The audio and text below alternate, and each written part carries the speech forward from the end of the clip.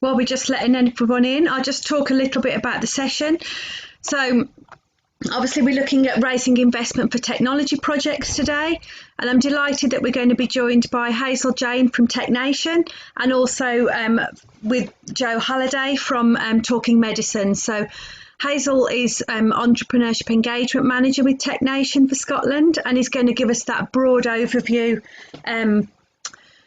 in terms of looking at the tech for good sector here in Scotland, and just giving a bit of an introduction to today's session. And then we're going to hear from Joe in terms of their investment journey. Tech for good, I guess, is one of those that our presenter today is from, has come through our CIS Ventures programme rather than the wider CIS programme. And I guess that just indicates that the social tech sector is relatively new, but we wanted to still give that sense of a journey, and I've asked Joe to focus on it from the kind of the loan investment side, which is the one that's relevant regardless of legal setup, and so we're going to do that a bit today. And then the other person you can see in our screen, last but not least, is Toby. So Toby's joining us from Community Share Scotland, and he's going to take us through that as another alternative model to just applying for funding in terms of looking at finance within your organisations. So I'll stop the share, and hopefully everyone's in now. And I'm just going to stop my share and then hand over straight away to Hazel, who's going to take us through her introduction to today's session. So over to you, Hazel. Perfect. Thank you. Right, I'll just share my screen quickly. I've got a few slides, but it's nothing onerous, I promise. There we go. Okay, so hello, I am Hazel Jane. I'm an Entrepreneur Engagement Manager for Tech Nation. If you don't know Tech Nation, it's a UK-wide organisation supporting tech entrepreneurs across the UK. I cover all of Scotland, but I have 10 counterparts in every other region of the UK. So our job is very much to be completely immersed in the tech sector of Scotland. For me in Scotland, understanding who's doing what, who's raising, who's interested in coming to Scotland, who's interested in leaving Scotland and engaging somewhere else, what are the trends, how can we help, what should we be doing as an organisation, we're government backed, so what should we be telling the government, what should they be doing, what initiatives should be happening. So a practical example of that would be when coronavirus came out, we were asked by the government to share surveys with the entrepreneurs in our network and get that real kind of first-hand perspective on what is actually going on the ground, what do people need, and we were able to feed that back into government.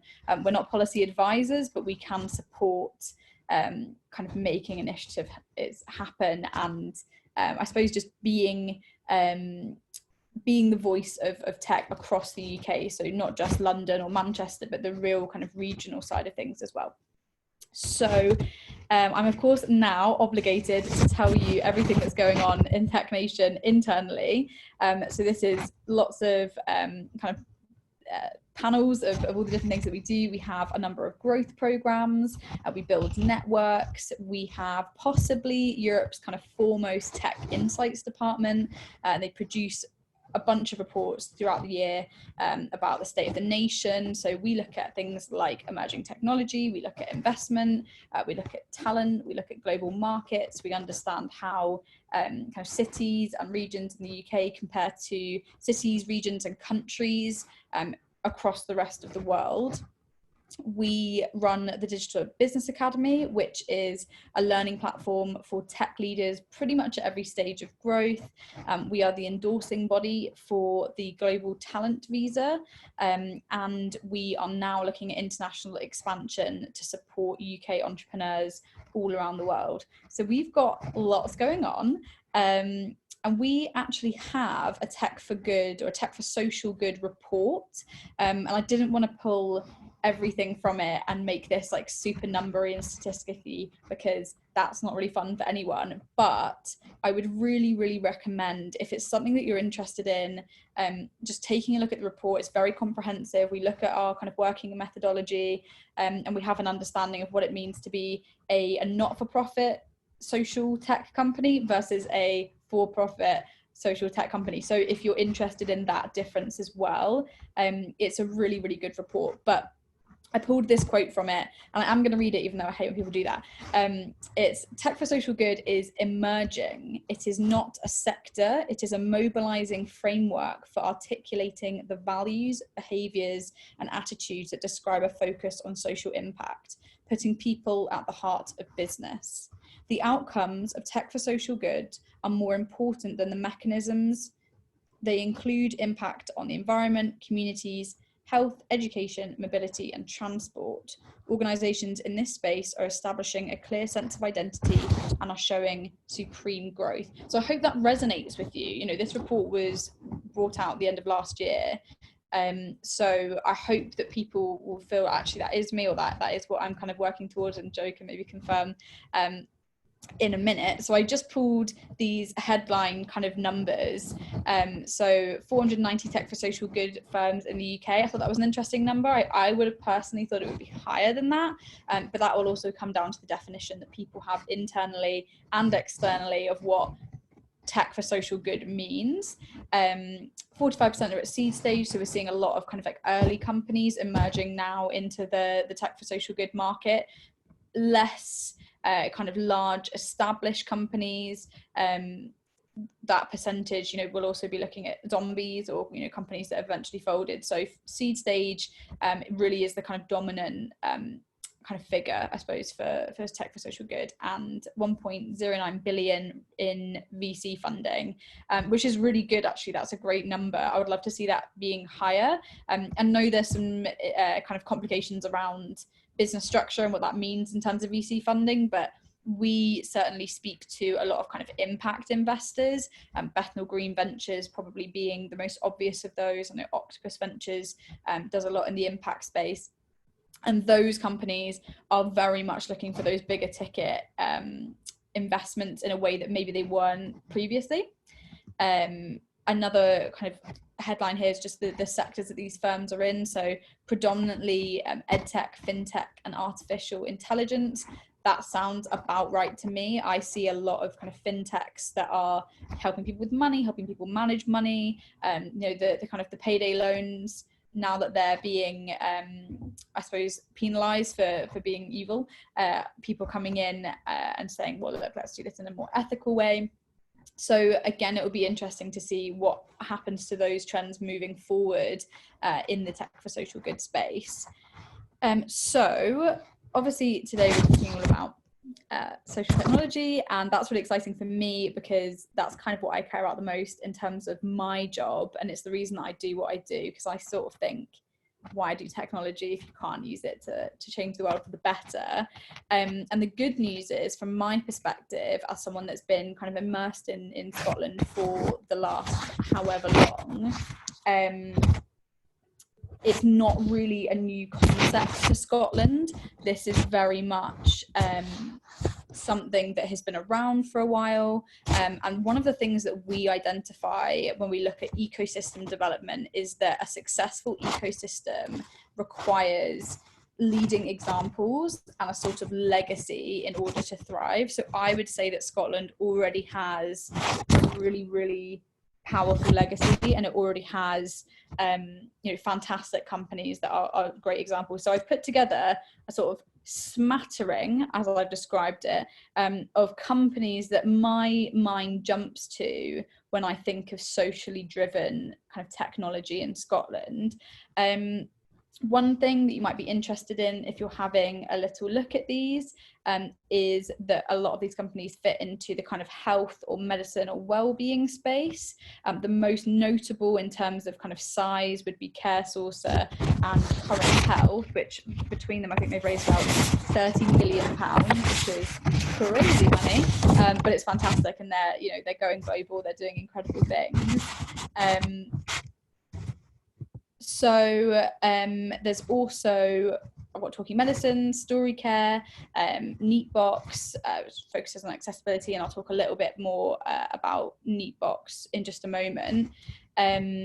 I've also got paw print and sustainably, and this is not an exhaustive list. So if you're a tech founder and you're not on here, I'm sorry, but I'm sure you've missed them, because there are great companies all across Scotland doing amazing things. And that, just to kind of drive home that point, the idea that that landscape has already been cultivated here is really, really important for social technology.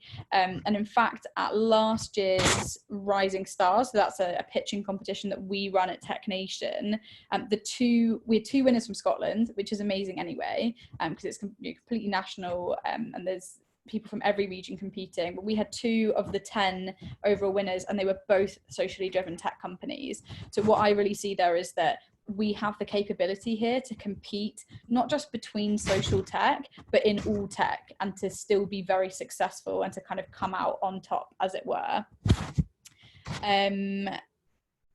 People in Scotland, I would say, are kind of not afraid of having those conversations about impact, and that again is really important. People aren't afraid of talking about impact. People aren't worried about that being baked into a company and that taking away from the idea of commercialization. Those two things are coming together a lot more than they used to, which I think is great. And I just wanted to come back to this slide in terms of the kind of medical side of things, or the health and well-being. It's not to say that a science or a medicine-based, socially driven tech company is better than any other, or is a kind of more successful ideology. I think it's probably more to do with the fact that metrics are easier to create, and there are behaviors that already exist within medicine. So the NHS already has a huge amount of data, the care sector already has a huge amount of data. So people are able to integrate into that and say, well, look, this is how my product can improve this in a very kind of metric or measurement based way. Whereas other companies, like Sustainably, for example, fantastic company, but they have to do a lot of work to prove kind of metric wise that what they're doing has the ability to scale and be commercial and be successful. So just thought I'd throw that out there, that if you're looking at that and you're like, I don't have a med tech, I don't think that is the issue. I think it's more to do with how you present yourself in terms of measurements, which is really, really important to investors. So in terms of raising investment, which is obviously the kind of the topic of today, I thought I would use some Scottish examples to kind of illustrate what I'm going to describe as my recommendations for kind of potential entrepreneurs or existing entrepreneurs. And Joe, you would absolutely be, I would be using Talking Medicines as an example here, but I figure you're about to like tell the full story, so that's why I haven't. But obviously Joe will go into a lot more detail about what their journey and her journey has looked like kind of in terms of investment. So my first big recommendation is, there we go, is to evangelize like Mr. Gavin Neate, who I don't think is here, but if you've not met Gavin Neate, he is the living, breathing kind of epitome of his business, Neatbox. So he has been at this for years and years and years and years, and he's more than happy to talk to anyone about that. But ultimately, Gavin's message has never changed, and I think that's incredibly important when it comes to socially driven technology. Gavin wants people who have disabilities or have needs in terms of accessibility to receive the best care and service that they possibly can in venues all over the world.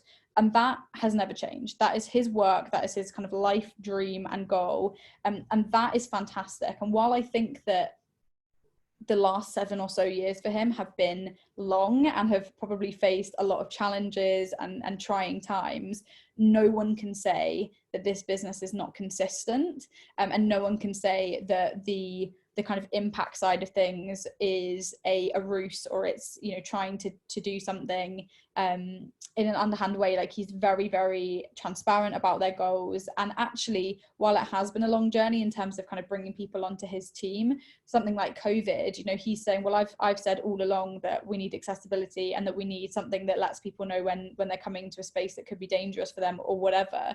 And actually, he's been able to prove that. So there's something really, really powerful there. So I would really just have a think about, what it means to be basically the biggest cheerleader of your company, and how, if you have those values, if you have that core reason for being, if you have that core reason for existing, to never, ever, ever stop talking about that, because you might think everyone knows, but ultimately they don't. And if you go on Gavin's Twitter, which I recommend doing because it's great fun, this is what he talks about every single day, and he will bring examples, and he will connect with real news and current affairs and everything like that, and he hammers that point home constantly. So I just wanted to basically give a shout out to Gavin, because I think he is the real example of what it means to be an evangelist for your own company.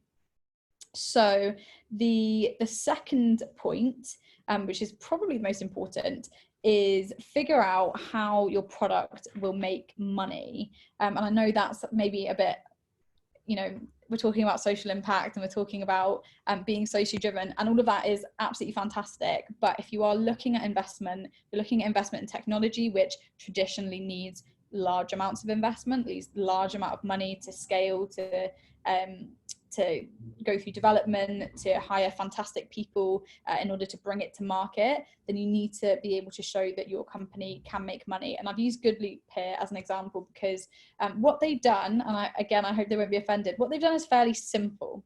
And what they do is they take adverts and they wrap them. So if I am clicking on a web page and I see an advert and it's a Goodloop advert, it will tell me that if I watch the advert all the way through, I can decide how much, I can decide where 50% of the revenue from the advert goes, and it will go to one of 3 charities.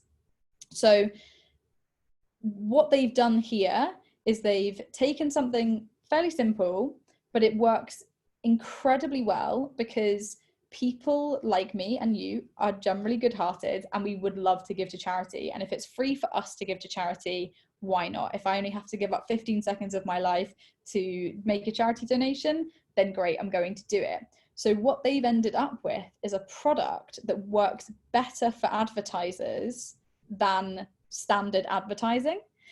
So they have shown a huge uplift in people engaging with adverts, watching them all the way through, actually deciding that they kind of like the product and clicking and buying, based on a socially driven kind of concept and premise. So they, to me, are kind of the example of a company where they are socially driven, they are doing social impact, they are giving charity, they give 50% of their revenue to charity, but actually the product itself sells itself to advertisers, because why wouldn't you want to have something that makes you more money and brings in customers? So I think there's a balance there, and again, I would just say, from an investor standpoint, even if they believe wholeheartedly in what you're doing from a personal perspective, if there is no guarantee that they will have a return on investment, it's very difficult to make that risk and to take that decision.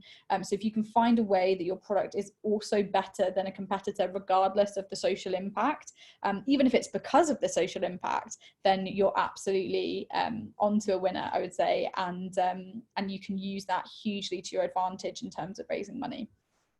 So the last kind of company example I have is Pawprint, who you may have seen kind of emerged recently, and they did crowdfunding.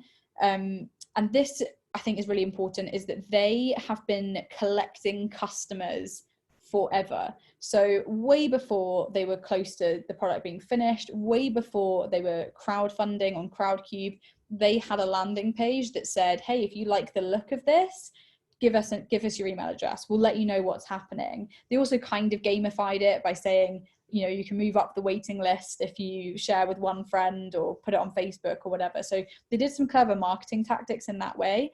But what they did is they created a huge user base of individuals who were clearly interested in the product.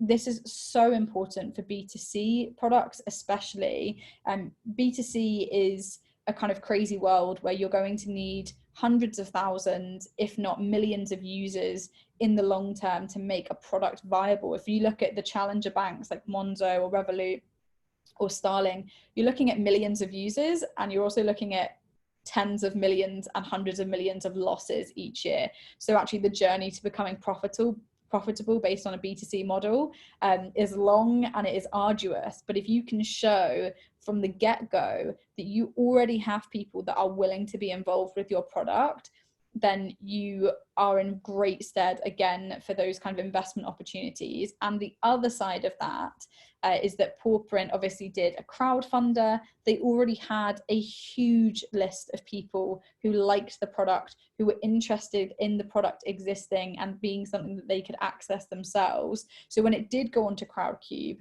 I believe they hit their target in like 6 hours or something crazy. I wish I had the exact number for that, but they hit their target and they ended up going 3.5 times over their target number. And that really is down to the fact, first of all, of course, it's a fantastic product and it's a great concept, but also that they had taken the time to build a network and build a community that wanted to be on their team. And that community building kind of part, that piece, I see that in social tech all of the time. So 2 examples I would have would be, one would be Olio, who do kind of waste, saving waste, so you can give things to your neighbors. They pretty much built it on the back of individuals in communities wanting to have the access to their neighbors and building it up for their own community. So they couldn't have done it if they didn't have that massive buy-in from people on the ground who wanted that product to exist. And another good example is Be My Eyes, which is a fantastic company where me as a sighted person could basically get a phone call from someone who is visually impaired who would like me to just check something, whether it be the sell by date on something, or whether the keys go 1 2 3 or 1 2 3 on a keypad. And that again was built because people wanted to help and people wanted to be involved, and that user base that they created was absolutely integral to the growth of the company. So never ever underestimate what a user base and what just even someone's email address saying, yes, I'm interested in what you do, how far that can take you in terms of investment, in terms of interest, and in terms of legitimizing your business. So the last core point, which is a classic plug, I think, in Scotland, is to pitch as much as you possibly can and be on radars as much as possible. I think it's a nice little saying that visible entrepreneurs are much easier to help than invisible entrepreneurs. And there is so much entrepreneurship support in Scotland, especially. I've just thrown up a few things here, but the Scottish Edge, there's millions more than this. There's the RBS Accelerators, EIE, Converge, CivTech, Startup Summit, Turing Fest, and of course the Tech Nation programs. And these are all genuinely fantastic opportunities to get your name out there, to be again legitimized as a business, and to speak to the right people. I really do think that socially driven businesses require that, like, slightly more of that human touch, and having that kind of communication with people who will be on your side. I have put here to get trusted people looking at your pitch deck. I would say that for any investment, but again, I think it's even more important for this kind of pitching. And you know, people will always see what you can't see, and you'll always have missed things that might be obvious to you but actually aren't to other people.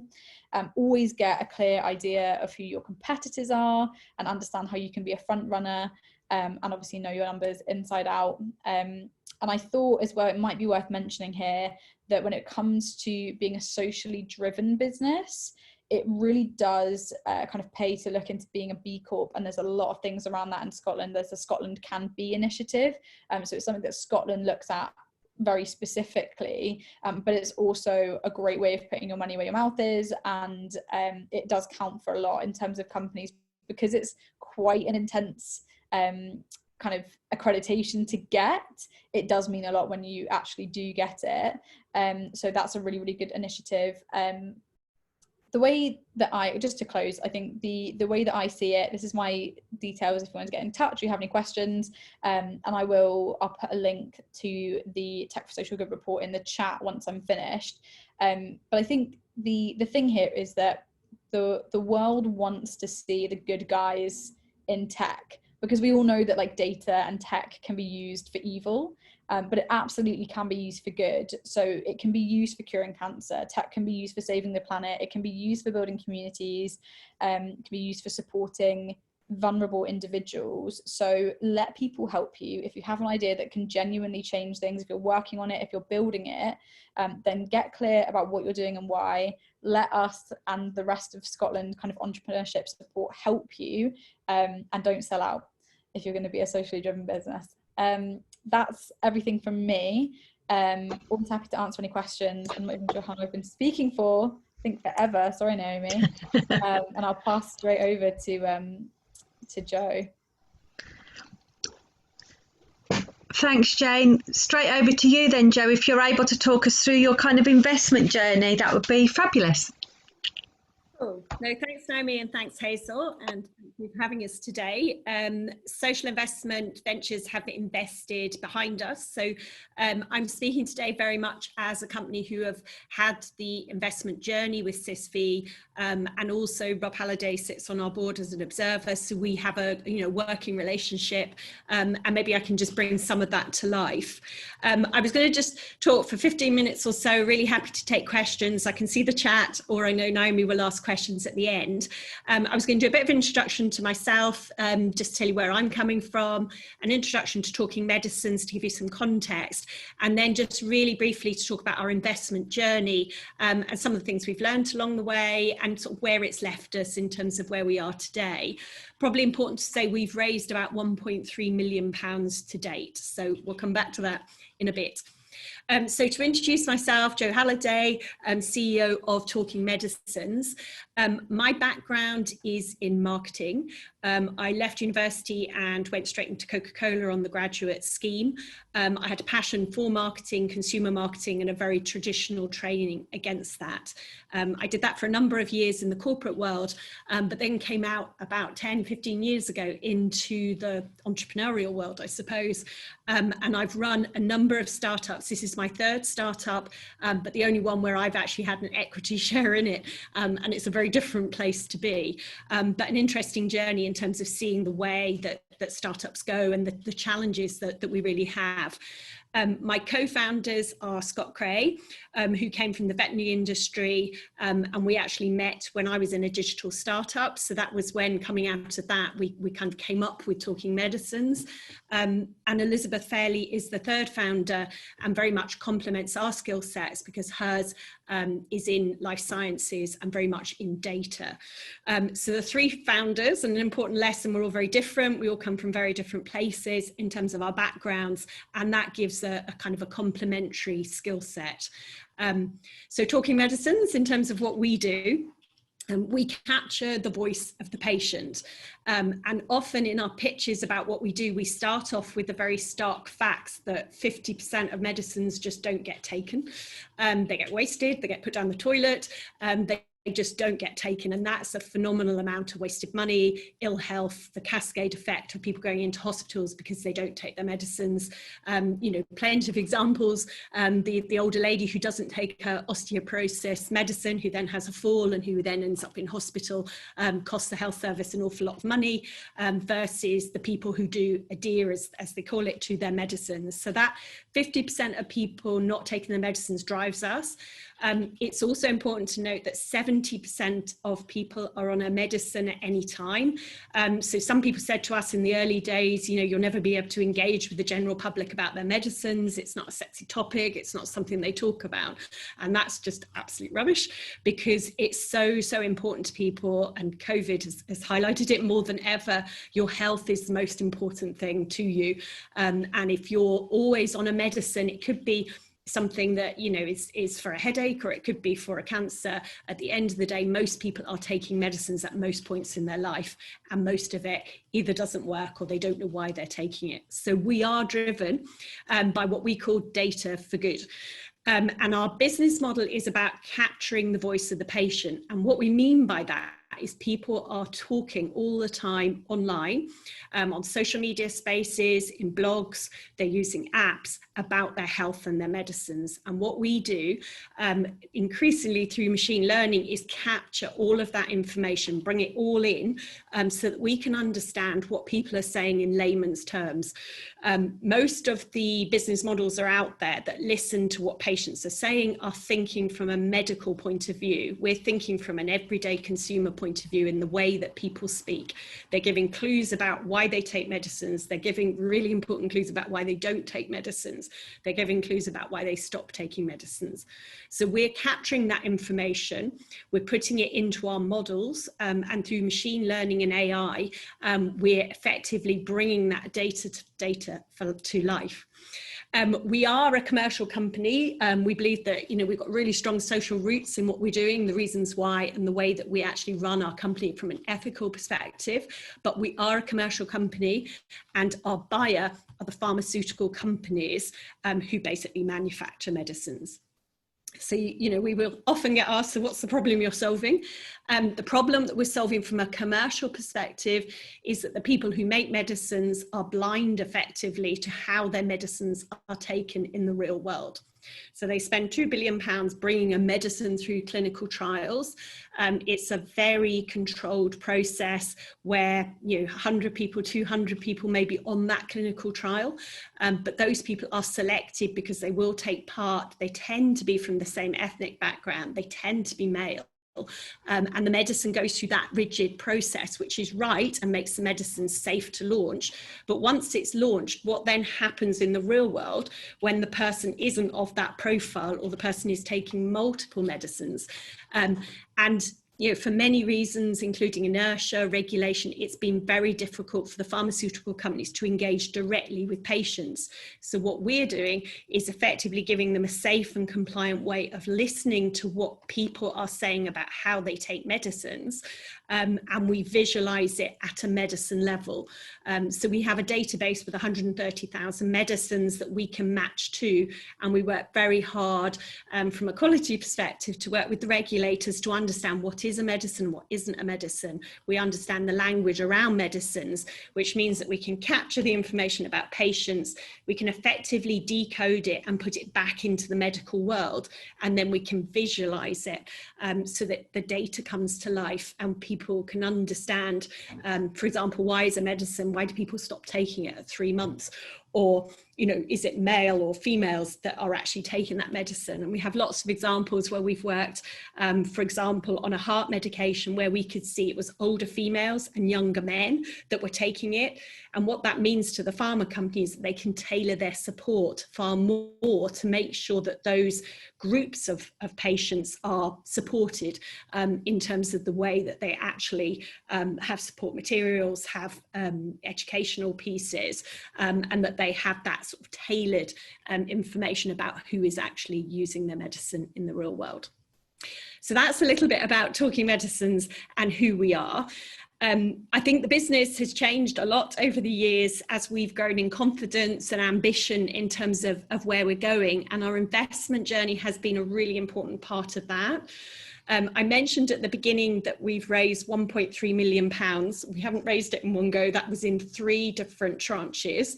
The first one was for about £300,000, and that was with private investors, many of them in Edinburgh. Much of that was through networking by the founders.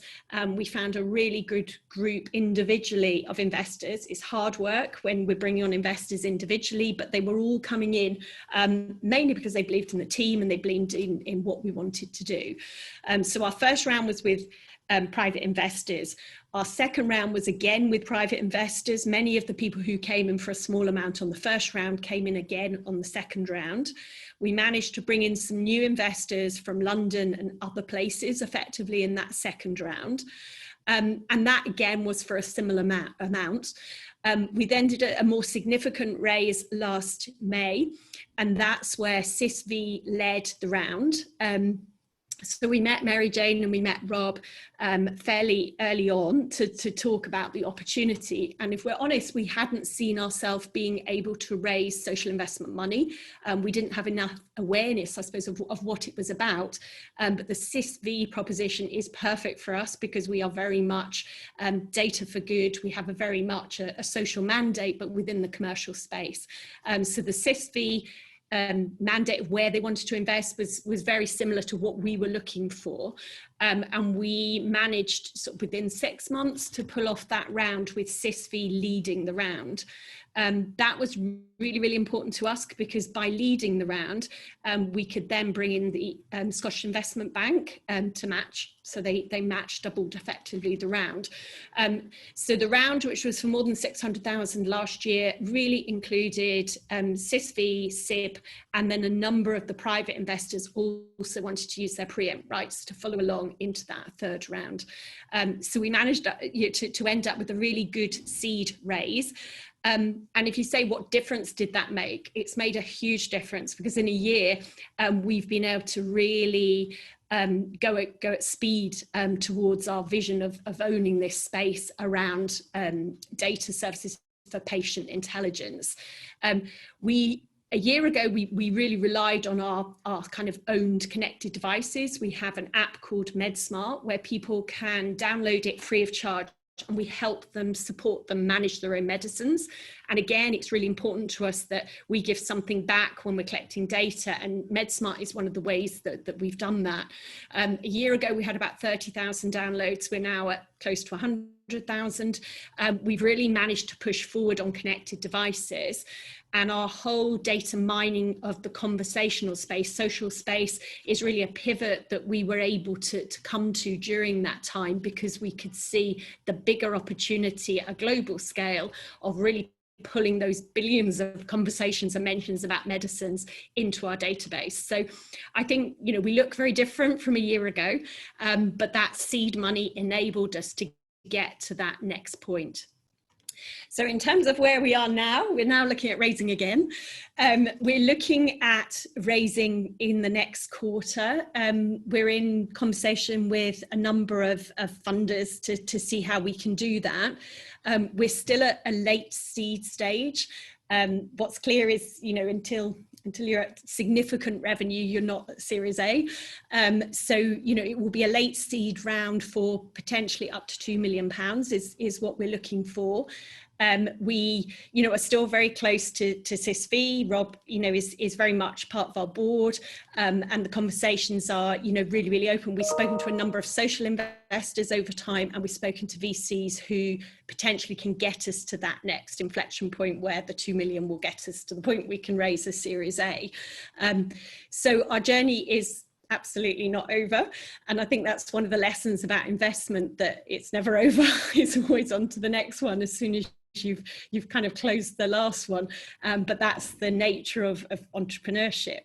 And I just wrote down 2 lessons. Naomi asked me just to say, you know, 2 lessons that we've learned about the investment journey along the way. And I think the 2 ones that I would point out are to find the right investors. It's hard work getting investors, so it's very tempting just to take whatever is on offer, but actually you've got to be able to work with those investors. They're part of your team, and it's so much part of your story. So having the right investors, and investors who complement each other, investors who can bring something to the party, is so, so important. And yeah, potentially we could have brought, you know, other investors on at different times, but they wouldn't have been right for us. And I think if the gut feel is it isn't right, then it probably isn't. And it's worth finding those right investors. And that's the second one, is to take time to do that, because investment always takes probably twice as long as you think it will take. So you've really got to allow yourself, you know, enough time to be able to bring that right investor in, and that might mean getting very close on cash, and it, you know, it can get very, very bumpy along the way.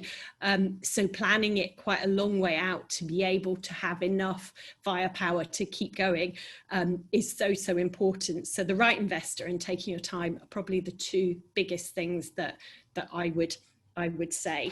And I think that was really kind of where I got to. Now, you want to ask any questions or?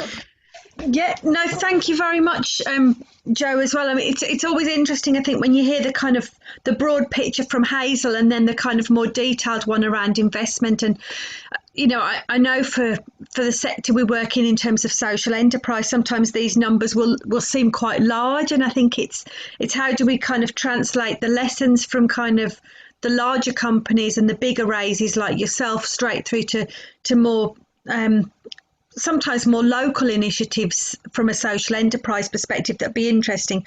I wanted to it was interesting you picked up on partnership to me, because again, I know some of the slides I go on to talk through, which actually you haven't seen, but it's always interesting that we come to the same conclusions, is actually about finding the right partner. And I just wondered if I could just pick up a little bit about that sense of that gut feel on people that weren't right. Was it that they didn't seem aligned with the social ambitions? Was it that the commercial side wasn't aligned? And did kind of the sense of having the social investor also become an important mix for you in terms of looking beyond just the finance? Yeah, no, I think there's lots of reasons why investors don't fit. And some of it is the metrics. You can convince yourself that you're going to get a big raise and you're going to have a Series A. But if you haven't got the metrics, every single month you're going to get squashed and you're going to make your investor very happy very early, and vice versa. So I think just being really realistic about where you are. And we've learned, you do learn the hard way. We've learned that, you can have some very flattering conversations with investors, and an investor, everybody says it, an investor never says no. They'll say we'll be in touch, or we'll keep an eye on you. They don't say no. So you can come out of a meeting thinking it was brilliant, but actually when you think about it, you think, was it brilliant, and are we aligned, and actually would they be a good investor? And you can waste so much time on investment meetings that really are going nowhere, and you can predict they're going nowhere because you're not at the right stage, or you're not in the right place. And I think that's probably the same at, whether you're raising 10 grand locally or you're raising £1 million through a VC. I don't think that's particularly different, because it's still just as important to know, and in the early days, some of our investors have put very little in, but you still want them to be the right kind of investor and give the right kind of support. And I think, if you did it again, some of your early investors or your very small investors right at the beginning can stay with you for a long, long time. And they can be so, so important, not even just in the money they give, but in the advice they give and the support they give. And that's probably as important to get, particularly when you're in the early days or at the smaller level, because it's not all about money. It's about the support you can get and the advice you can get from people who have been there before. And, we've really welcomed the advice from Rob and the team, because, their network is great. They do know what they're doing. And, it's really helped teach us an awful lot about the journey that we're on. And to answer your question about social is very much part of what we do, and having a social investor on our board is only a good thing.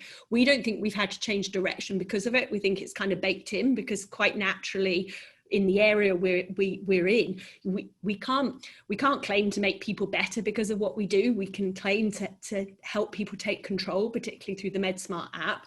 If you've got a list of your medicines and you're actively looking at when you're taking them, you're taking control, and that's what we measure.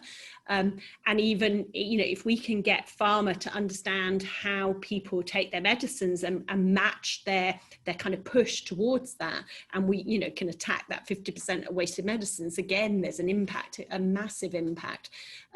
So that's part of what we do. So we don't feel that we've had to go out of our way because of the social investment, but it's helped us really bring that to life and be able to talk about it, talk to it and measure it, which is all positive. No, I think that's really helpful to understand. Again, you touched obviously on the kind of the support as well as the finance, but again, in some of the slides I kind of come on to at the end, I actually say part of how you choose who you're in partnership with also will send out or will align messages in terms of kind of what it is that you're trying to say about your own organisation and where you're going. So I think it's always interesting to do that. I wondered if I could bring Hazel in quickly. Hi, Hazel. Good to have you back. I'm always nervous when I suddenly do that, thinking, are they ready to put the camera live again? I just wondered, are there any, obviously, some of the programs we've talked about today, or the initiatives, are quite significant. And I guess my question maybe is a broader one, maybe to you. And it's, does tech always need to be a large scale investment, or are there some good examples where tech can have real social benefit but be on a smaller scale? Ooh, okay, interesting question. I wish I had time to prepare for it. I Okay, I mean, I suppose the core difference would be if you're doing a B2C product, you're almost if or B2B2C, you're almost certainly going to rely on huge volumes of customers, or huge volumes of users if they're not the people paying you anyway. That requires a very, very safe, secure infrastructure of your technology. It also requires large amounts of customer service and customer success. So I would say in that sense, it would be very difficult not to need large amounts of investment unless you have people that are willing to put their time in and willing to put their energy in for free kind of at the beginning. You might be slightly different if you are developing a B2B offering, particularly if you have something that where actually you might only need a few hundred clients in order, actually I'm not even sure how many clients Talking Medicines have, but there's only so many big pharmas in the world. There's not like they have, the 2,000 different people that they need to be speaking to about the one product that they are developing. However, they do have a bunch of users using MedSmart. So it gets a little bit complicated. I suppose, if you have a really secure B2B offering and you're able to deliver large amounts of impact with a few clients, a great example might be like oil and gas, that actually you're not directing a product to, again, millions of customers, but you've got 5 large oil and gas clients, and you're helping them to make impact. Then you may not need so much money, you may not need so much runway. I would say from what I've experienced, from what I've seen, the companies that grow the quickest, the companies that make the most impact are the ones that get a fair amount of investment, whether that is 10 years down the line. It doesn't have to be in the first year, but growth has to come from somewhere.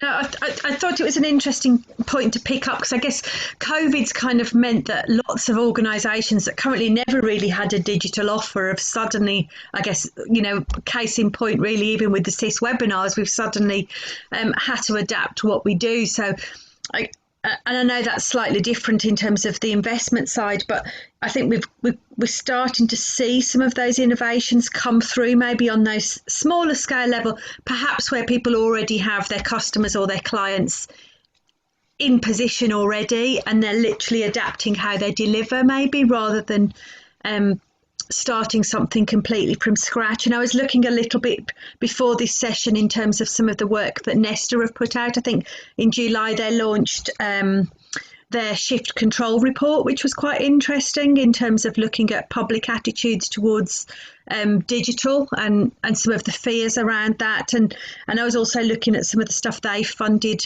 I guess they've funded initiatives around the NHS and mental health and Scottish Wildlife Trust. So again, I just wanted to get the message across that tech doesn't always have to be big, but you probably need to think, what is it that you're trying to do? And I think certainly the investment side is, and the projects we've looked at today probably require quite significant investment, and the kind of the CIS Ventures route and the approaches Joe took. But actually you can do things on a smaller base if you've already got clients and things in situ, I guess, already there, ready to go, and you're adapting a service. I don't know if that resonates at all.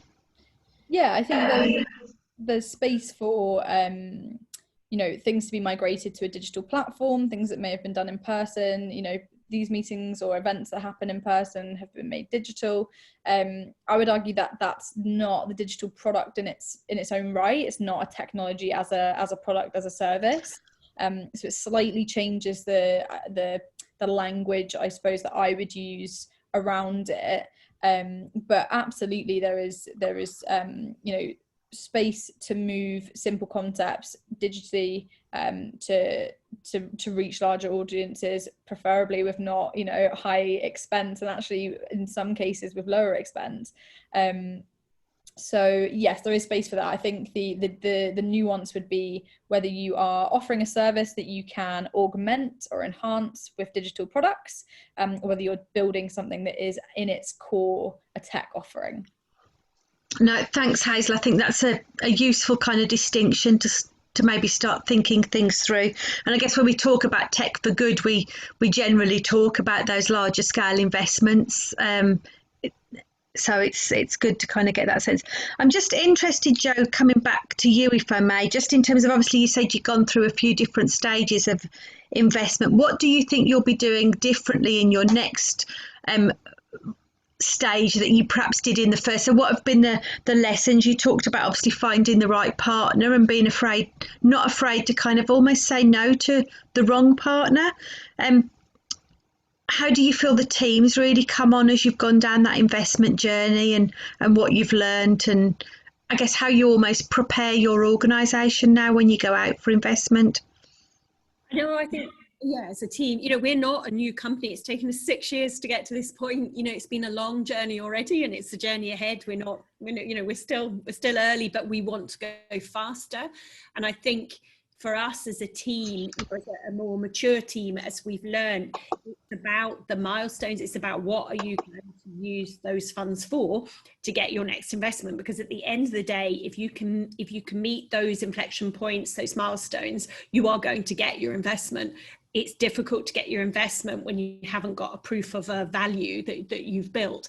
So I think as a company, we're just more aware of what is it that we need to deliver to get that next investment. And when we get that investment money, what are we going to spend it on that will get us our next one? And you know, this is my third startup, and yet I still think you learn every day. It never stops in terms of the learning about how you can be smarter. And sometimes you can actually do less, but have more impact with what you're doing. And, you know, whether you're in a social enterprise or you're a commercial venture, that product market fit, ultimately if a customer is screaming down a phone, I must have your service or your product, then you've got product market fit. And until they pick up the phone and phone you and tell you they need your product, you haven't quite got it. And that's what you're always driving for. So, you know, what is it that we're spending on money that is going to get that, move us forward to that? So I think it's not so much about the mix of investors. It's more about, because you'll have plenty of choices when you've done the right thing. It's about getting to that point. No, thank you. That's really helpful. And I guess I was thinking back to some of what Hazel said when she started about that kind of almost knowing your competitors, understanding the pitch deck, and really knowing your numbers. And I once heard, I guess someone said to me, if you were going out for investment, maybe you've almost got a short list of the people you want to approach, and you probably have a preferred investor within that list, and maybe don't go to your preferred investor first, but get a bit of a practice run with someone else. Is that something that you think would be useful? Or yeah, no, I think it is. It's, you know, what you really want is lots of investors wanting you at the same time, but you know, that's hard to get. But the whole pitch process is so important, and you know, SysV have helped us along with that, you know, really getting your words right, really knowing what are you doing, why are you doing it, what are you going to deliver. Just the crispness of it gives you choices, because when you hit it, everyone wants to invest in you. When you don't hit it, it's really hard, because you've got to find someone in your sector, or someone who will go ahead of time, or someone who will stick their neck out because they believe in the team. So I think, you know, I don't know, maybe it gets easier as you go along because you learn so much. But it's never easy to raise money, and it's never a given, because you know, so many things can happen along the way. But it's part of what we do. We all do. So you know, you can't avoid it. So you may as well embrace it and try and do it well. No, thank you. It's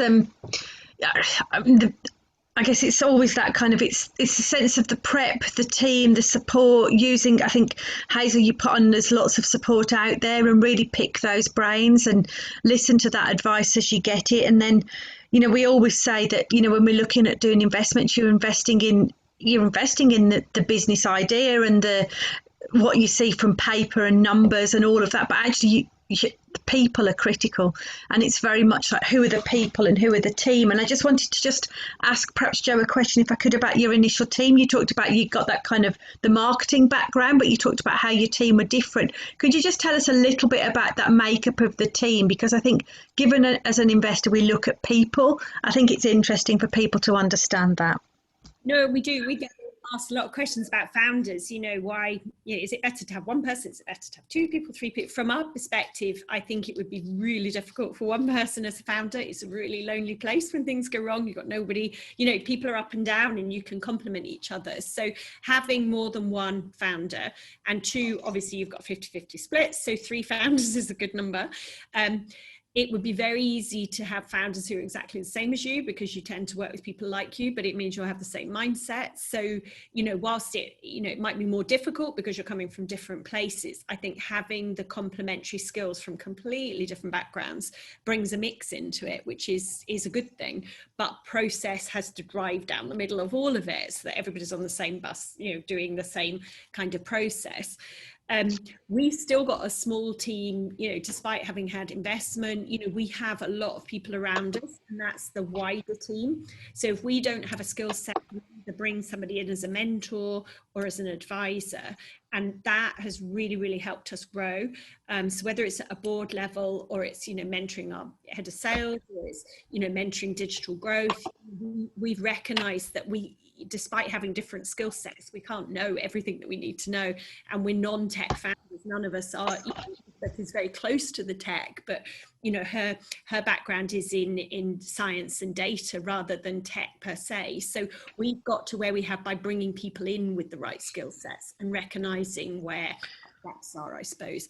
And again, that's really important to investors, because they always want to know who's the team and what de-risks it in terms of knowing that you can get there. So yeah, I think it's good to be honest for that, where your team's strengths are. Yeah, no, thank you. We come on to look at kind of risk a little bit, I think, in terms of how we assess risk as a social investor and the kind of things we look for. And I guess if you can understand how a social investor kind of takes that view, then you start to see the gaps yourself. And I think it's almost that ability to be honest with yourself about what you can't do, as well as really push and promote the real skills and the strengths that you do have. I'm going to just perhaps we'll move on to kind of the more formal slides, just in terms of if there's any last questions, if anyone is on the session that wanted to ask any questions to Hazel or Jo, just to pop them up in the chat and we can make sure they come through. In case you were kind of, I wish you'd asked them this, then now's your chance to just let us know what that is. And just in case any of those are coming in, I just wondered if you could just give us a sense, and I'll perhaps come to you, Hazel, but obviously tech's, I mean, it's been a massive growth sector, and I think is going to continue. Where do you think some of the opportunities in kind of social tech are going, and what do you see in terms of how that environment is changing? And I'm trying not to call it a sector, but failing with it's an emerging framework. So yeah, great question. I think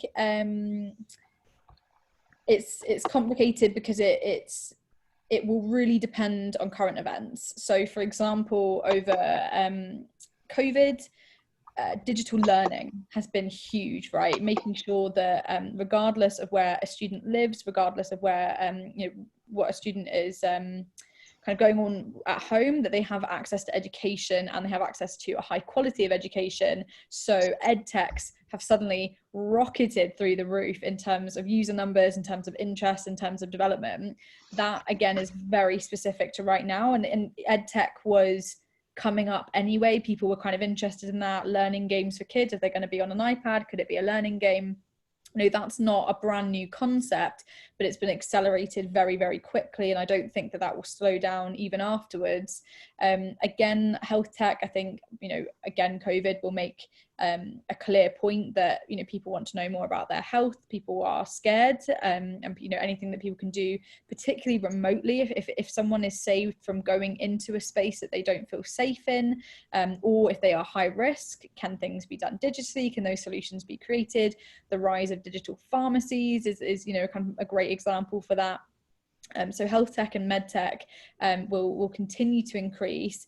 I think that there is difficulty, you know, if I'm talking about like climate, or if I'm talking about environmental tech, It's actually it's a very different market, because you're either looking at like wind turbines and like massive energy generators that live in their own world. That's hardware, that is warehouses, that is engineering, versus, you know, something like paw print, which is a user friendly product about kind of supporting people on their journey. But I am interested to see if there can be anything else that can emerge in the kind of climate justice space that is not at the end of those spectrum. You know, is there something that can live in the middle? And I'm not sure. If I had the idea, I would have gone and made my millions and done that already. But, you know, I think that's maybe kind of the next thing that we'll start to see. You know, people wanting to create new ideas but there's opportunities everywhere. You know, if I've missed something, you know, there's certainly, if there's a problem that needs to be solved, then there's an opportunity. No, thank you, Jo. Any just final thoughts just on kind of where you see kind of social tech going? And yeah, no, I think for us that health has been behind, you know, so they're so conservative by nature. You know, you develop a drug and you don't want to kill somebody, a doctor wants to see somebody. You know, we know that the sector has been behind, and COVID has definitely brought tech to the front. It doesn't mean they know how to use it. It doesn't mean that they know, you know, it's not going to be just embrace. But I just think you know, COVID is so bad, and, you know, there are so many negatives, but on the positive side, there are ways forward where, you know, for us, it's about data-driven decision making. People can make decisions on the basis of data that they don't look at the moment. So, you know, there's positives that we think we can push forward because of it. And hopefully, you know, from it, tech will play a far, far bigger role in healthcare. Okay, thank you. Thank you both for joining us in today's session. I hope you've enjoyed being part of it as well. Now's your chance to smile and nod your head. It's been great to have you on board, and I hope, certainly from a participant point of view, that people will have learned quite a lot from your journey. We're going to kind of move on now to some of the more, I guess I'm going to try and translate that now in terms of the social enterprise world, and Toby in terms of the community kind of approach from a shares perspective. But a big thank you to you both for joining us. You're welcome to stay on, but no pressure as we kind of go through trying to translate some of the lessons from this introductory session. So thank you both, and all the best with the next raise, Jo. Thanks so much. Bye.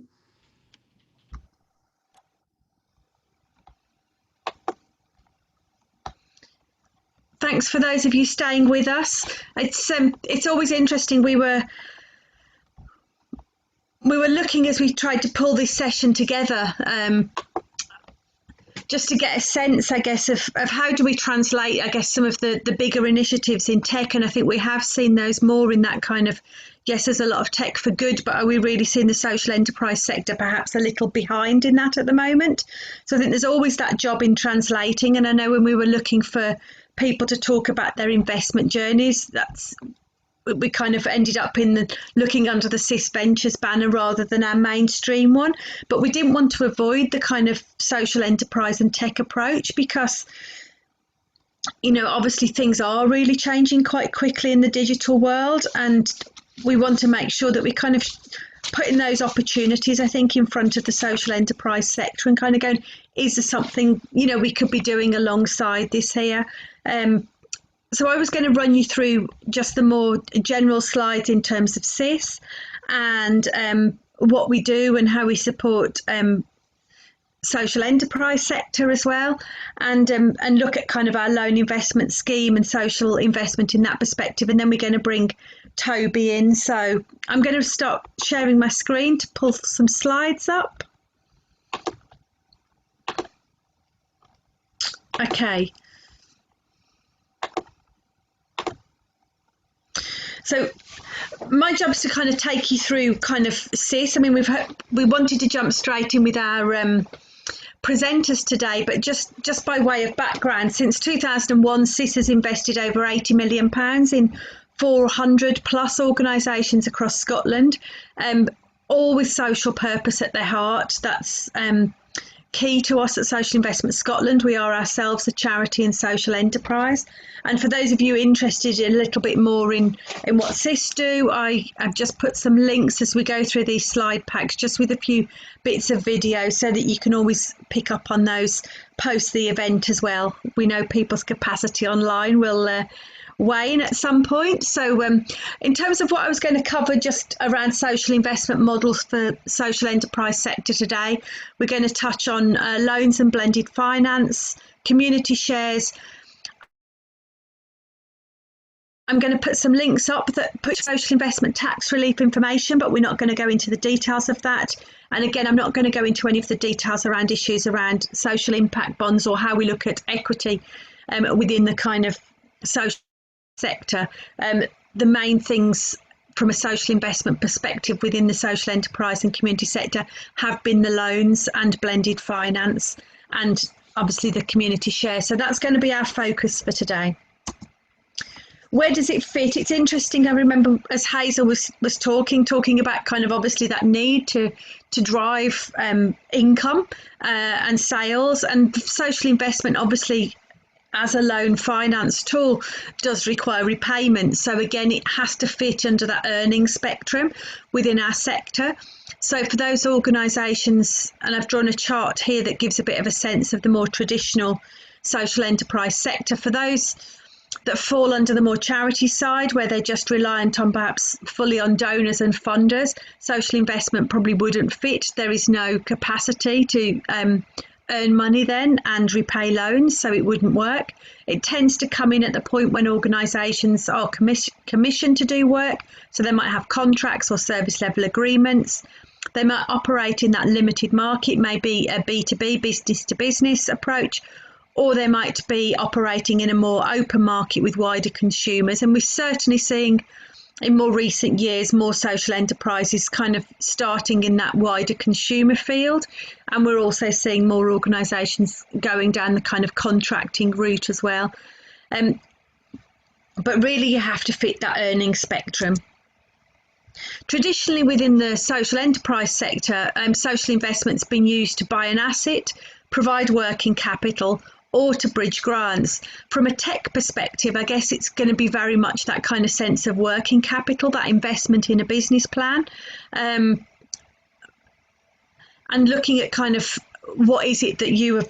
I guess we talked a little bit, and Hazel and Joe both picked up on that sense of, you know, what have you researched in terms of competitors, in terms of potential income, and the sense then of social investment is providing the initial money until your business plan starts to kind of put you in a position where the repayments can be made, and you're at a point in your business plan when that's all possible. So I think from a tech perspective, we're looking much more at that working capital aspect here.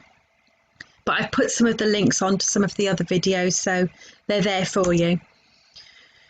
Who are the social investment providers? I think Hazel also gave a good link in terms of some of the more tech support providers. From a social investment perspective, I guess organisations like Scottish Edge that again Hazel mentioned also have a social enterprise focus, and within the social enterprise sector, CIS is perhaps the biggest, well, is the biggest player in the Scotland market, but there are other people that provide loan investment here in Scotland for social enterprise groups. Resilient Scotland cover 13 different local authority areas, Big Issue Invest, and I've put a link to goodfinance.org.uk so you can find out more about those providers. Social investment providers really came about, I guess, because as our sector was looking to kind of approach people for loan finance, often I guess they hit the kind of computer says no scenario. They didn't necessarily always have security. The amounts they were looking for may not have always been large, but actually people kind of didn't understand we have a different legal setup. We have a different approach, I guess, in terms of some organisations being asset locked and all of that, which meant that sometimes high street banks kind of looked and thought, oh, we don't quite understand this sector. They call themselves non-profit. How can they pay back loans? And just, I'm oversimplifying, of course, but having a sense that actually as more organisations wanted to raise social investment, we started to kind of look at how do we kind of fill what was kind of almost a market failure. It was people were looking to raise money and raise loans, but actually people were unwilling to kind of understand the risks. So social investment came about from that perspective. But you are still, if you're a large organisation and you're looking for larger amounts of money, you've got a proven model and probably also got security you can put down, you will still get social investment from the high street bank. And there are also then a number of other social banks, places like Triodos, Charity Bank, Unity Trust, that very much have that social target in mind as well. But again, we'll probably be looking for security, and it tends to be larger amounts.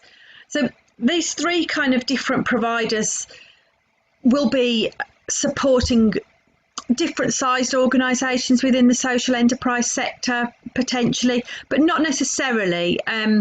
These things could be used in conjunction. So we've had instances in the past of partnership approaches where perhaps 90% of loan finance can be raised on security with one of the larger providers, and the social investor comes in and does the other piece. So this is not necessarily an either or. There's a whole range of people out there that you could approach.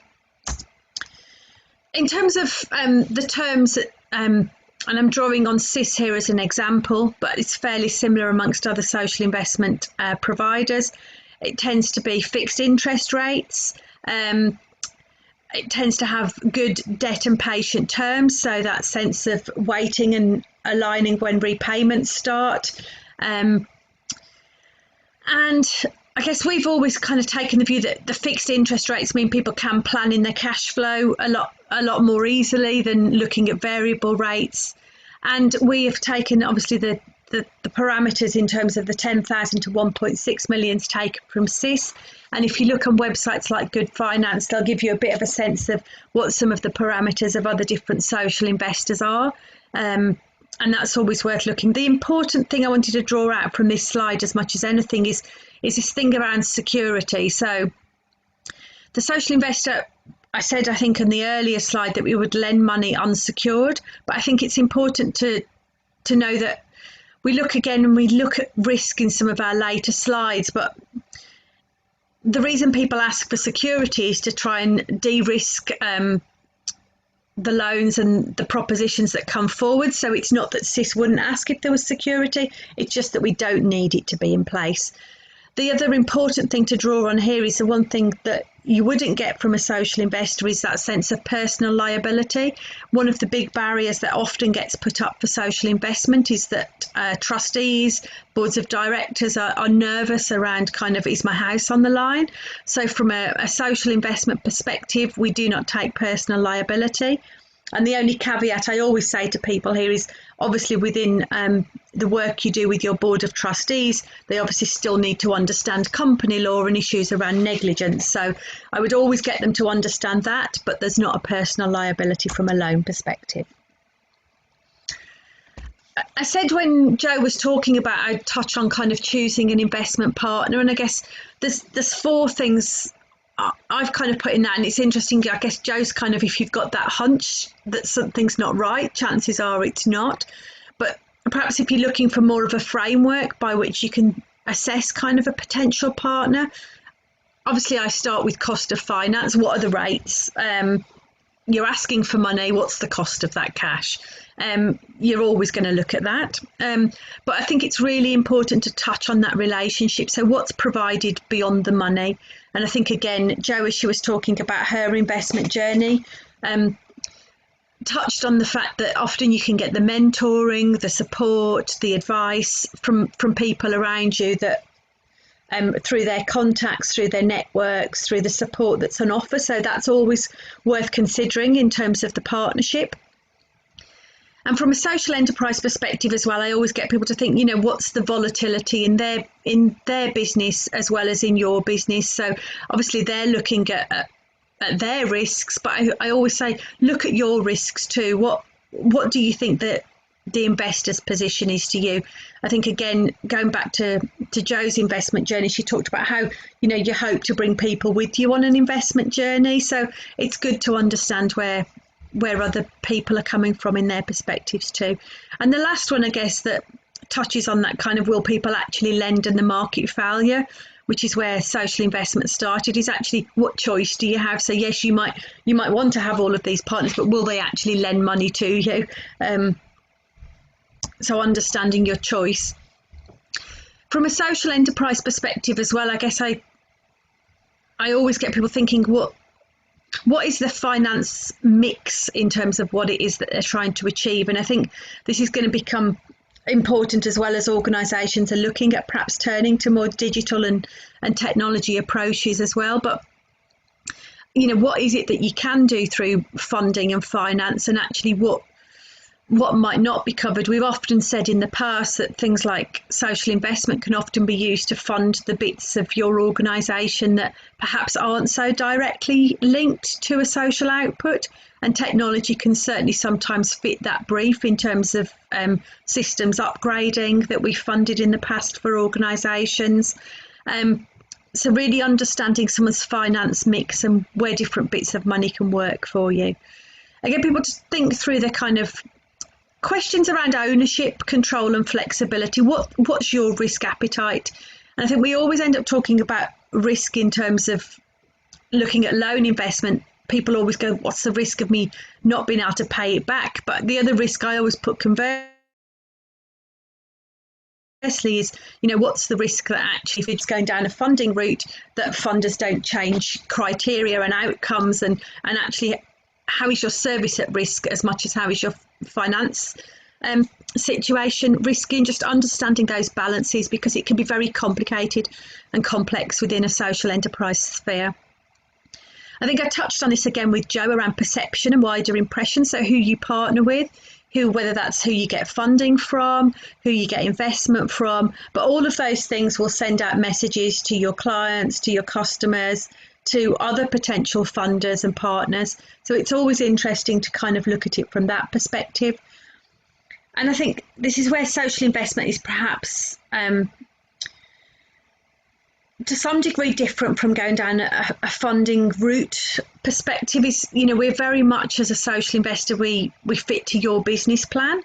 And sometimes when people are going down a funding route, they fit their business plan to what funding's available. So understanding those shifts and nuances is quite important. Do you constantly want to be adapting your model? We know funders generally like to see new projects, although I think it's interesting that a debate post-COVID has started around longer term funding and how we look at core funding within our sector. But I think understand that business plan and focus that you want to have. And then the last point I always make here is around reporting and systems. So what is it that you're currently used to doing? Where's your skill set? Where maybe might you need to adapt reporting and systems based on whether you're going to a new funder, based on whether you're going for a social investor? I know one of my previous guests talking about their investment journey talked about how they quickly had to kind of move to producing more detailed financial reports as a consequence of going down a loan investment route. So it's always worth thinking through what you currently have, what you need and where you want to be around some of those internal systems. We touched a little bit with our presenters today again around, I guess we looked at kind of team and people skills and what is it that you need to do in terms of getting investment ready. And from a CIS perspective, we look at kind of 6 key areas. So we look at social impact, we look at issues around governance and the board, we look at the product and service. That's where I guess the earned income side has to come in. People, we very much say that we invest in people as much as in businesses. You need good leadership and you need people with the right skills to make a good business plan successful. And we need that business plan to be robust, to be well thought through, and to understand kind of what assumptions lie behind it. And I guess it will go without saying to know that if you're looking for loan finance, you'll need good financial control systems. If you're used to just managing your money on a spreadsheet, you're probably going to need to start thinking, how is it that we start taking a closer look at how we manage finance within our organisations?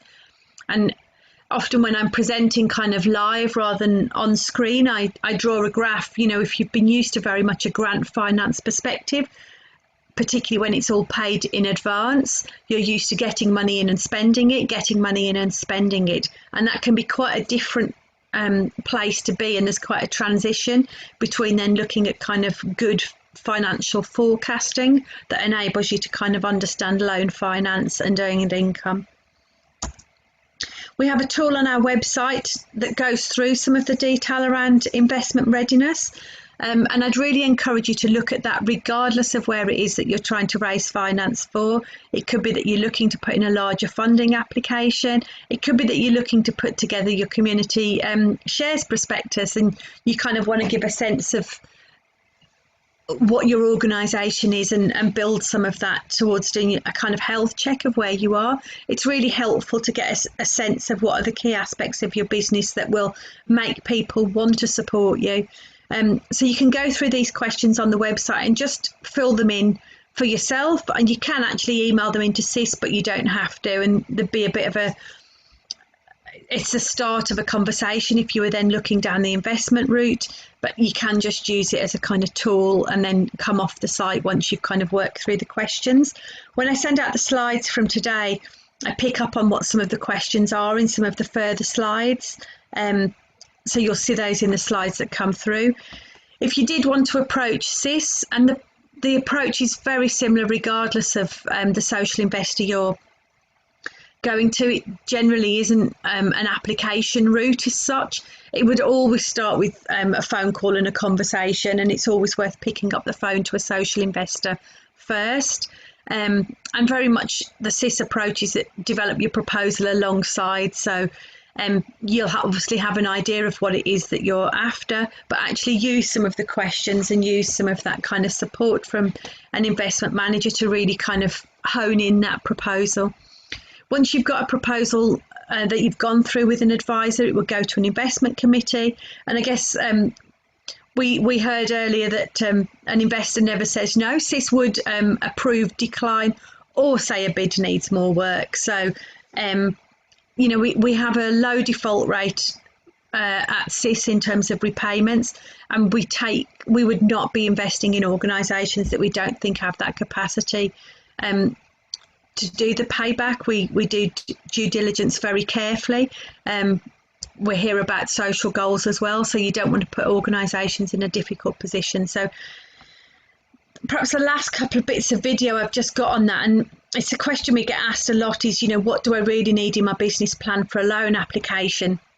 And I think when you click on that, you'll hear one of our team talking about how, obviously, depending on whether you're coming in for something nearer the £10,000 mark or the 1.6 million, will to some degree mean you have a different level of information depending on how much you're coming in for. But that guidance is all in the video, and it's all there for you. So that's kind of just the general intro from me around social investment. And I was just going to hand on to Toby from Community Shares Scotland to give a perspective about how you might use community shares to raise finance for your initiative. So over to you, Toby. Great, thank you, Naomi. That's been a really good session. I think that the speakers earlier are really interesting. I'm just going to pull my presentation up now. I'll keep this quite brief. It's really quite an introductory presentation on community shares. So I will go over what community shares are. I'll give a few examples of how other communities have used them, and I'll tell you a little bit about the support that Community Shares Scotland can offer.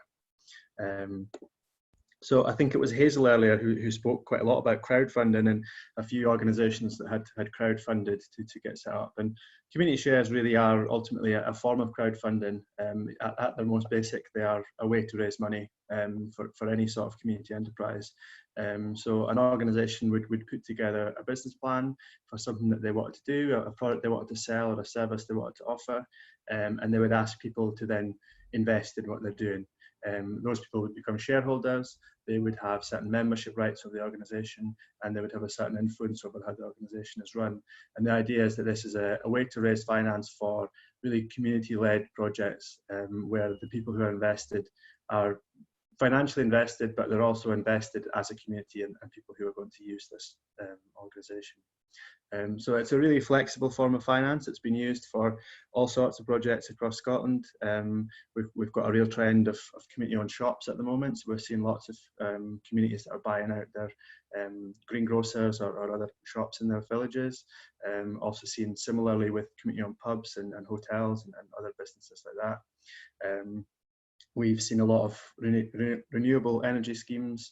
We've got lots of different community buildings and community centres, and then we get into some weird things like a community-owned distillery up in Dingwall. So it's really anything that you can put together a business case for and convince people to invest in, you can issue community shares for.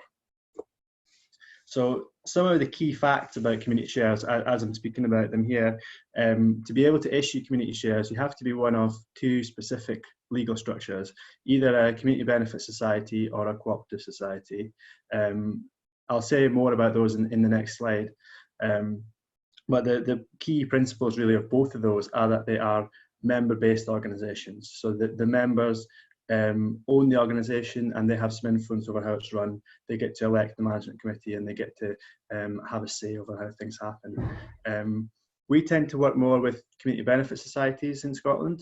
Those usually work on a principle of one member, one vote. So regardless of how much money somebody puts in, whether you put in £100 or £10,000, both people would have an equal voice within the organisation. They both have one vote towards the management committee and any resolutions that happen.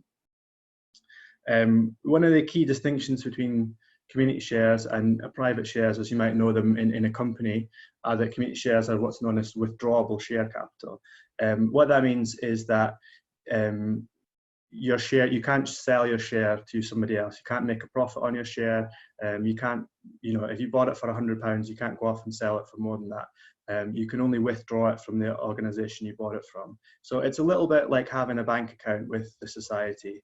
If you have £100, you just have that £100 that sits with the community benefit society, and there might be some interest attached to it or other incentives to encourage you to leave it with them. But the only way you can get your money back is to request from the society that you withdraw it. So community shares, as well as being a really great way to raise money in their own right, we've worked with a lot of organisations who've completely funded all their activity through community shares, certainly initial activity, but it can also be used to attract other funding, whether that be other grant funding or loan finance or other investment. It's a really great way to showcase that people believe in what you're doing and are bought into what you're doing. Excuse me. So a little bit more on community benefit societies. These are, like I said, a specific form of legal governance. So much like a company, they are a registered corporate body that can own assets, can employ staff, can really do everything that you can do with a company, but they have this added advantage that they can issue community shares.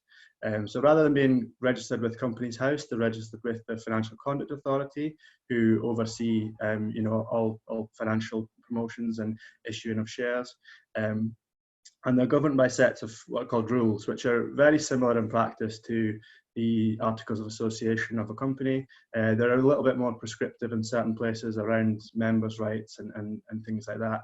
And what tends to happen in practice is that rather than going off and trying to write up your own sets of rules and having those approved by the FCA, you would tend to access what are called model rules from sponsoring bodies. These have been pre-approved by the FCA and they're sort of ready to go, and you can essentially use those as a template. So that really speeds up the process of registering the society. Community benefit societies can be charitable as well. So if you're doing charitable activity, you can register a community benefit society as a charity. So again, it's really offering you everything that a company limited like guarantee could offer. If you did have charitable status, it would be doing everything that a SKIO does as well, really. And they're a really respected form of community governance now. So they're named in the Scottish Community Empowerment Act. They're eligible for community right to buy, community asset transfer, and all major grant funders will now recognise community benefit societies as an appropriate vehicle for non-profit activity. And the final bullet point there is that if you are an existing organisation, say you're already set up as a company or you're already set up as a scheme, you really have a couple of options if you do want to issue community shares. You can either wholly move across to become a community benefit society and just have the one organisation that is a community benefit society in its own right. To transfer from a company to do that is quite straightforward. To do it as a SKIO is a little bit more complicated. It is still possible to transfer assets from a SKIO, but it's a little bit more complicated. There's also the option to have hard links between the two organisations. So you can't have a situation where the existing organisation completely controls the society, but you can have written links between the two. So you can agree that any profits from the society can pass to the other organisation. You can have agreements about shared directors and certain things like that. And I'd be happy to speak about that in more detail if people are interested. So normally at this point, I would show a case study of an organisation that we've worked with. I didn't feel like we had any that were particularly relevant to the sort of tech sector that we're speaking about. So I'm just going to show you from our website. Naomi, can you let me know if you can see that okay?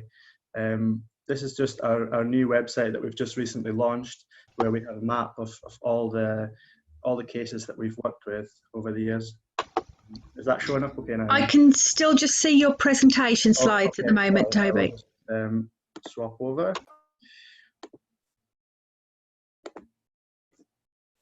Is that it now?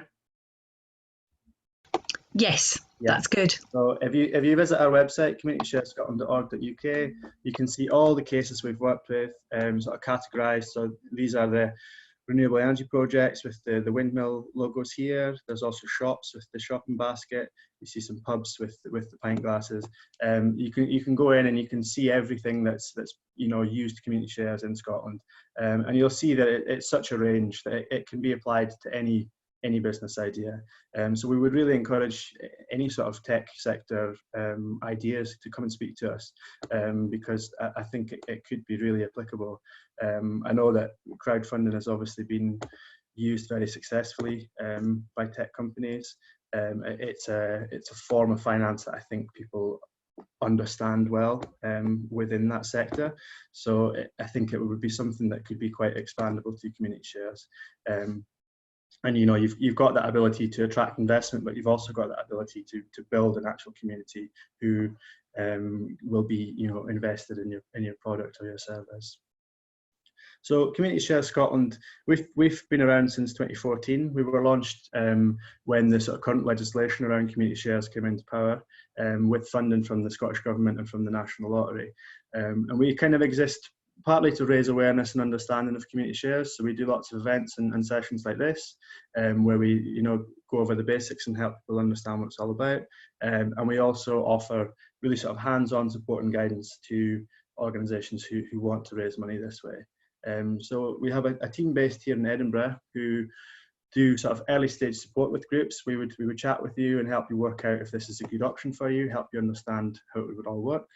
If we both decide that community shares are a sensible thing for you to pursue, we can bring in funded consultancy support to help you really put together your plans. And that focuses on 4 key areas. That would look at your business plan, helping you understand all the finances of it and costing it all out.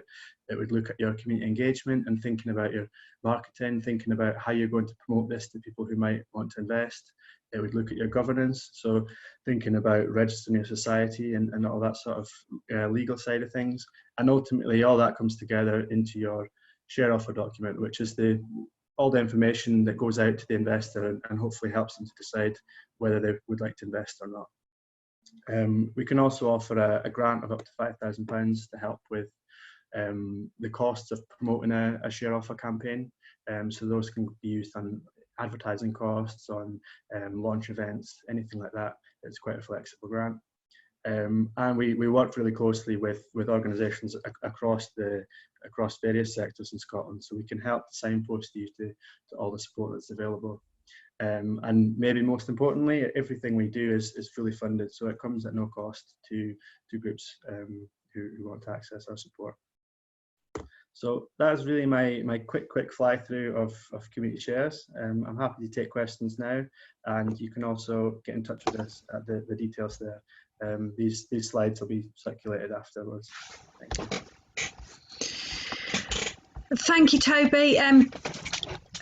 It's interesting. I guess we've both come in to run the tech session at a point when we know that big use of tech in the social enterprise sector is still something that's emerging rather than having lots of examples. And I think, that's certainly why we looked at bringing Jo in, who's gone through the ventures route. And again, you're kind of talking about there have been less examples in Community Shares Scotland from a tech perspective, but I think it's fair to say we're all recognising that moving towards digital and tech is becoming more and more critical at the moment, which is why we still wanted to put on this session. It's a funny one, because I think Community Shares could fill the space a little bit, because I think the thing with a lot of these tech companies is that they need so much startup capital because they've got such an incubation period before they actually start making money.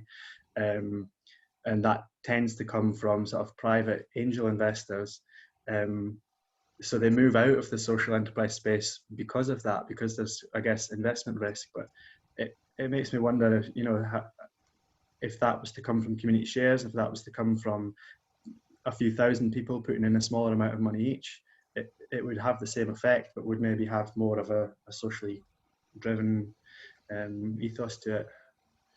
Yeah, I don't know. I guess it's kind of where we're very much on the kind of, I think we're on the early stages, I think, of real changes around digital technology. And I think I haven't yet had a chance to look at things like that Nesta report I was referring to earlier, looking at kind of public perception around digital.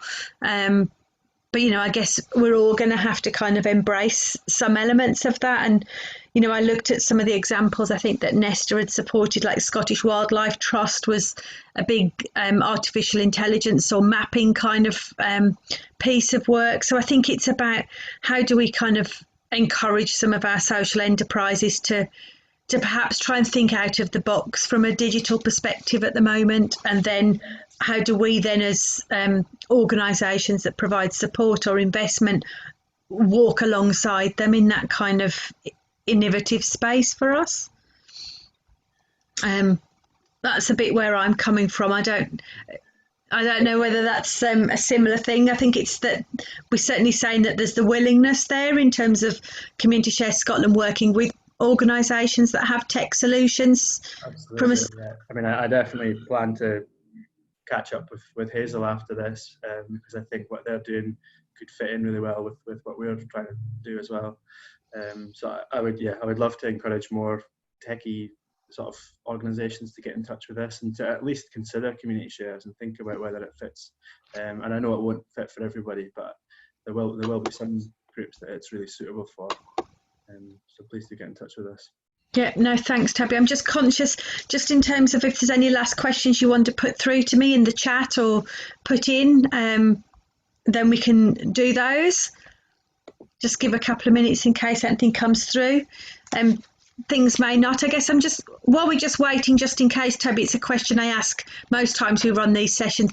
Could you just expand a little bit just on that real difference between kind of crowdfunding and Community Shares, and where do they overlap, and perhaps just to reiterate I would say I don't think there's a difference. I think crowdfunding falls under the umbrella, Community Shares fall under the umbrella of crowdfunding. They are a type of crowdfunding.